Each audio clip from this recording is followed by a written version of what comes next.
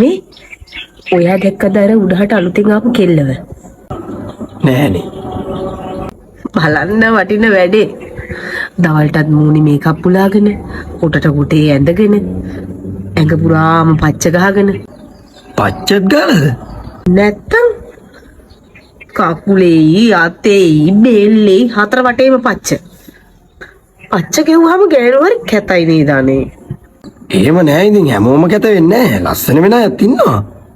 අනේ මේ මොන ලස්සනක්ද අනේ. ඒ ගෑණි පපුවෙත් පච්චයක් ගහලා. මාළුවෙක්ව ගහලා තියෙනවා. මාළුවා ඉන්නේ නිකන් දෙකට නැවිලා. මට නිකන් පෙවුනේ හොටකින් කවුරු හරි අල්ලගෙන ඉන්නවා වගේ. කියන්නේ හොටක් තියලා අල්ලන් ඉන්නවා කියන්නේ මට හිතුනේම කොකෙක් කියලා. කොක්කෙක් අල්ලන් ඉන්න මාළුවෙක්. ඒ වගේ එකක් තමයි මම දැක්කේ පච්චේ තියෙනවා. ඒක මහා අමුතු පච්චයක් හැබැයි. නඩ හරි කැතයි යන්නේ.